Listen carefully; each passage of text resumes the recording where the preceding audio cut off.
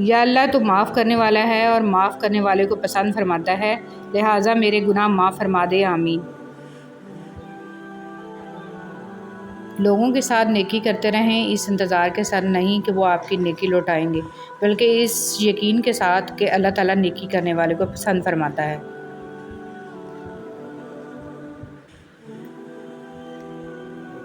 سچائی اور نیکی کا راستہ دشوار ضرور ہے، لیکن منزل بہت خوبصورت ہے۔ برائی کا راستہ آسان صحیح، مگر منزل اس کی تباہی ہی ہے۔ حضرت عثمان غنی رضی اللہ تعالیٰ عنہ نے ارشاد فرمایا کہ جس شخص کو سال بھر میں کوئی رنج اور تکلیف نہ پہنچے تو وہ جان لے کہ مجھ سے میرا رب ناراض ہو گیا ہے۔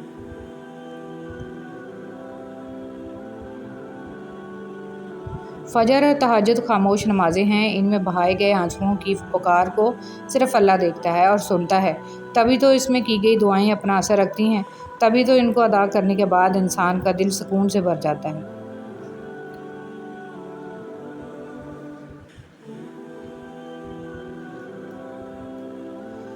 پیسہ آ جانا یا مشہور ہو جانا کامیابی نہیں ہوتی، بلکہ 5 وقت کی نماز پڑھنا اور اپنے رب کے قریب ہو جانا کامیابی ہے۔ جب ہم اللہ تعالیٰ کی رضا میں راضی ہوتے ہیں تب اللہ پوری کائنات کو ہمیں راضی کرنے پر لگا دیتا ہے۔ اس لیے چھوڑ دیں سوچنا اور پریشان ہونا، معاملات آپ کی دسترس سے باہر ہیں، مگر اللہ کے لیے کوئی مشکل نہیں ہے، اس لیے صبر کو ضائع مت کریں، بہت جلد آپ کو صبر کا اجر ملنے والا ہے۔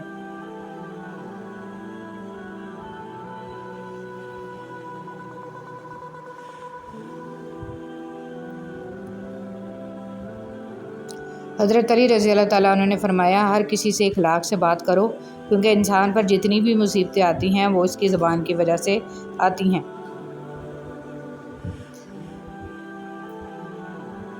حضرت علی رضی اللہ تعالیٰ عنہ نے ارشاد فرمایا، بدترین ہے وہ شخص جس کے شر سے لوگ ڈرتے ہیں۔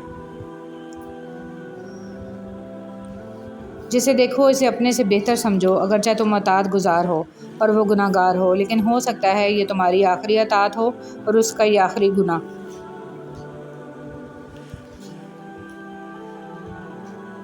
خوش رہنے کے 5 اصول: کسی سے نفرت نہ کریں، ہر ایک کی بات کی فکر نہ کریں، ہر کسی سے اپنا موازنہ نہ کریں، دوسروں سے زیادہ توقع نہ کریں اور ہر کسی سے شکایت نہ کریں۔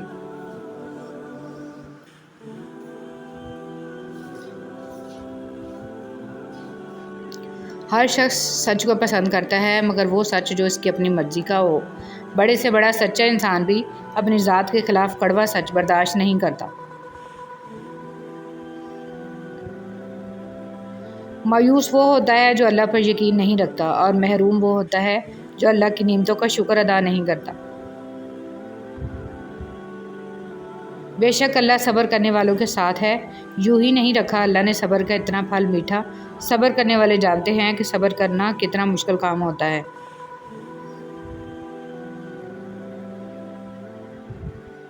دنیا داروں کے سامنے جب دین کی بات کی جاتی ہے تو وہ دم بخود رہ جاتے ہیں۔ ایسے لوگ صلح کی صحبت کے لائق نہیں ہوتے، ان کا زیر زمین چلے جانا ہی بہتر ہوتا ہے۔ مولانا رومی رحمۃ اللہ علیہ۔ زندگی کی کتاب میں اتنی غلطیاں نہ کرو کہ پینسل سے پہلے ربڑ ختم ہو جائے اور توبہ سے پہلے زندگی۔ جب آپ دل سے کسی کی مدد کرتے ہو تو آپ کو یہ کہنے کی ضرورت نہیں پڑتی کہ میرے لیے دعا کرنا، اور یقین کریں اس وقت جو دعا اس کے دل سے نکلے گی وہ کبھی رد نہیں ہوگی۔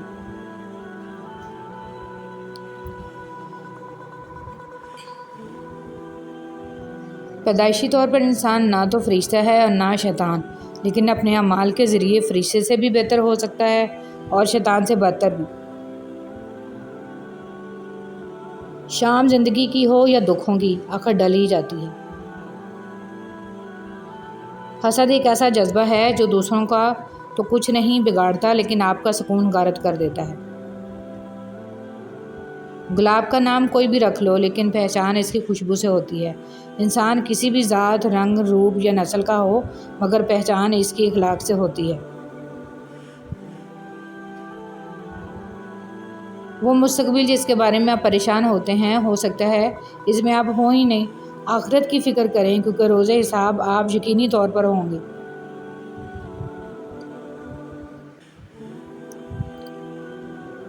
ایک بزرگ سے کسی نے پوچھا انسان کا سکون کہاں چھپا ہے؟ فرمایا غفلت ہو جائے تو سجدے میں اور غلطی ہو جائے تو توبہ میں۔ ہم قبرستان میں احتیاط سے چلتے ہیں کہ کسی کی قبر پر پاؤں نہ آ جائے، لیکن زندگی کی دوڑ میں زندہ انسانوں کو پاؤں تلے کچل کر آگے بڑھ جاتے ہیں۔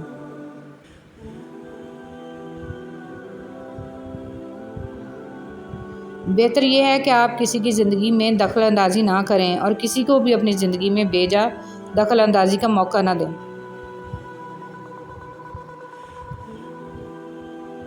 سننے والا سن کر اور دیکھنے والا دیکھ کر اور سہنے والا سہ کر جب خاموش ہو جائے تو سمجھ لینا کہ اس کا معاملہ اب اللہ کی عدالت میں پہنچ گیا ہے۔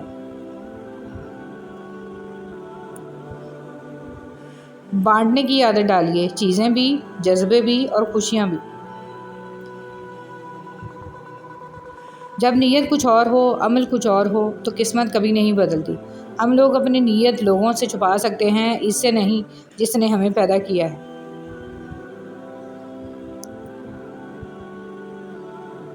ہر عبادت کی قضا ہوتی ہے لیکن دل توڑنے کی نہیں، اس لیے کسی کا بھی دل نہ توڑو۔ ہو سکتا ہے آپ کو ایسا لگتا ہو کہ اللہ تعالیٰ نے بہت ساری ایسی نعمتیں ہیں جو آپ کو اللہ تعالیٰ نے نہیں دی، جو دوسروں کے پاس ہیں، لیکن اللہ تعالیٰ نے آپ کو بہت سی ایسی آزمائشوں سے بھی نہیں گزارا جس سے دوسرے گزر رہے ہیں، الحمدللہ۔